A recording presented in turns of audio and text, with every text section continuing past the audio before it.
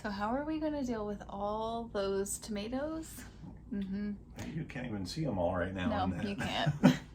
We're gonna make salsa. Mostly salsa. There's other things too, but we'll tell you about that later. So the first thing is we're actually gonna teach you guys how to make our special smoked salsa. Yep. If you haven't tried it, you should make this recipe. I will leave the full recipe down in the description box below for you. And we're just gonna show you what we're gonna do. So, do you wanna tell them what we're gonna start out with? We're gonna start by cutting up onions into bigger chunks and peeling all the garlic. So we're actually using homegrown onions. I have no idea what kind these are. We'll just call them yellow onions. But yeah, we're gonna smoke all the peppers, the garlic, and the onions for about an hour on the smoker. Not actually cooking them, just to impart a good smoked flavor into the salsa. So we're gonna do the bell peppers, the onion, the jalapeños, which I have from the garden, which hopefully are not crazy hot. We'll find out. We'll find out. And yeah, we're gonna work on chopping this stuff up. Enormous.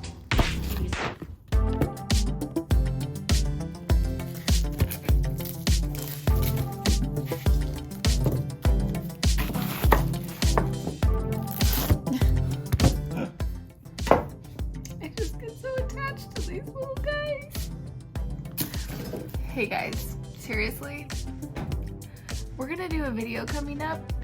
Leave me your best onion cutting tips down in the comment section, because we're gonna test out every single way to cut an onion so that this doesn't happen. I can't even see right now. It's brutal. He's doing garlic. He's perfectly fine.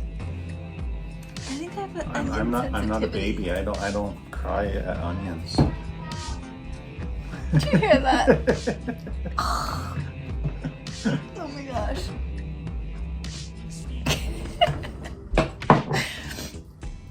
Seriously, give me your best tips. We're gonna teach you guys how to make homemade onion powder. We're gonna cut a lot of onions up. So we're gonna test all the methods. You literally have tears in your eyes. Have you seen Shark Tales and the little shrimp? Makes it worth it at the end.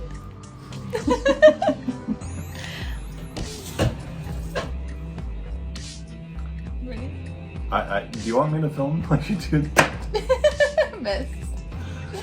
Can we do this? No. Behind the scenes. Karate chopping peppers. With my left hand. Oh, okay. You're scaring me. Hey, get out of my... All right. You can karate chop some.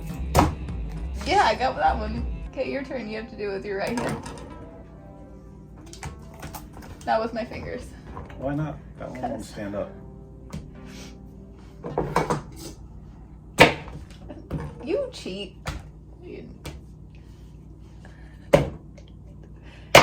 Ah! Whoa. Are you sure you don't Yes, plant I am that part? positive that I know. I was just being funny. Okay, which part of the garlic do you plant? That part. No! I know that. You plant one of the bulbs. Okay, good. Or clove, but... That's good. Wow. What's the matter? It's like... Yeah, that's elephant garlic right there. Yeah. Oof.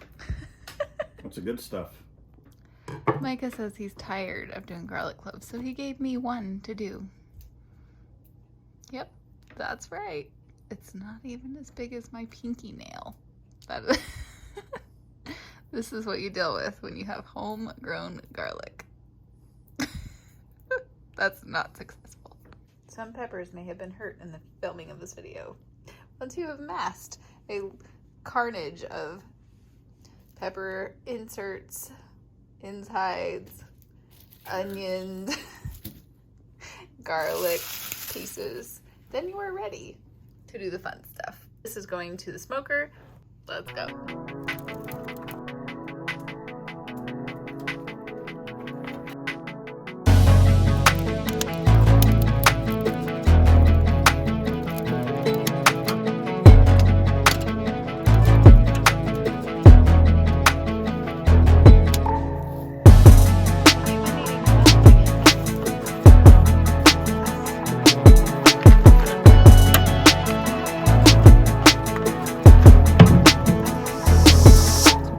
Later, right? Yep. Get your tomatoes, cilantro, all your peppers that have been smoked, a food processor, tomato paste, onion, garlic, black pepper, salt, and cayenne. Get them all ready, and it's time to start adding things to the bowl. We use distilled white vinegar. Stir up all your ingredients that you've added so far. Make a nice smooth paste.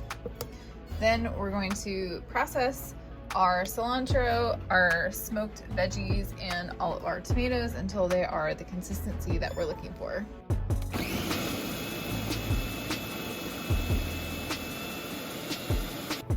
Once you have all of the veggies pureed, it's time to go ahead and do the tomatoes. What you're going to want to do is just cut off the ends like that, remove any bad bits like this, and then don't cut them too small. You can just use the food processor for that. If you don't have a food processor, you could just chop all of your vegetables to the size that you wanted. You could use a food chopper, you could use a hand puree machine, or you could just use a knife. We have found we prefer a sort of Mexican restaurant style consistency, so that's kind of what we go for, but you can go with whatever texture you want. All right, you guys, once you get all your stuff pureed, it is time to stir it all up, and then you better do a taste test because this many ingredients, you just don't want to waste it. So got my bowl right here.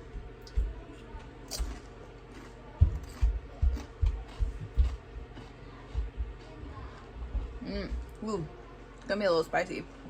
So here's something that I have heard people have an issue with, is they cannot keep the spice in the salsa once they can it. So we are actually, that's why we're making so much.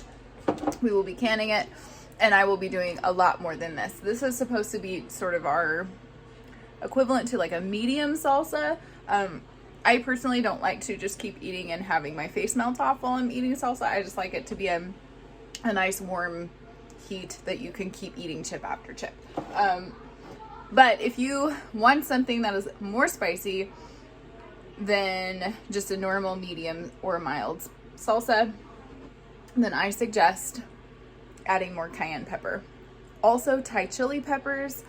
We've used Grandpa's Home peppers, which I don't even know if you can get seeds for anymore. I haven't been able to find them for a long time. So if you guys have a source for Grandpa's Home peppers, they're hot peppers, please let me know. Leave it down in the comments because that's one of Micah's favorite peppers.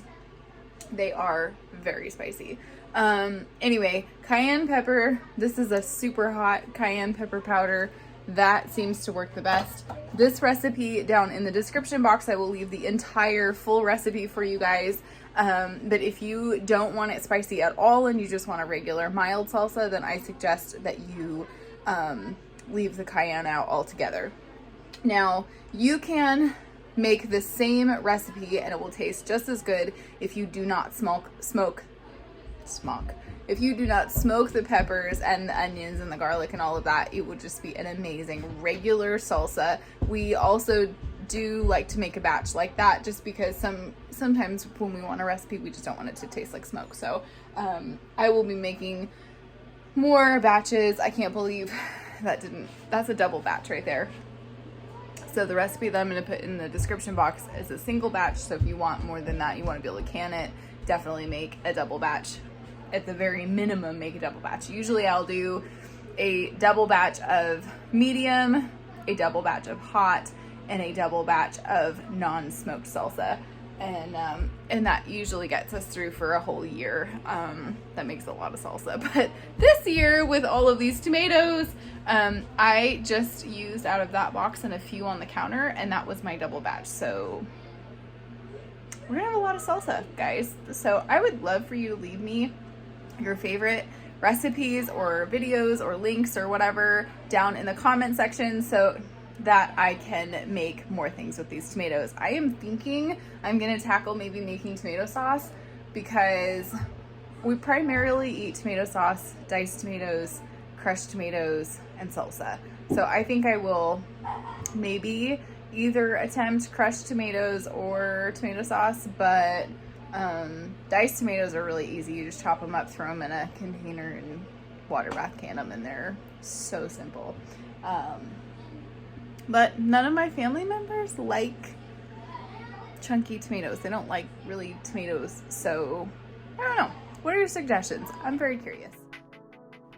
I'm going to go ahead and work on getting the salsa into the canner. We're doing a raw pack today. It's been such a busy week. We're so blessed with so many tomatoes. I'm so excited about it, but I'm going to use this opportunity to allow my daughter to learn some more knife skills. So she's going to be chopping up some cherry tomatoes for the dehydrator while I am canning.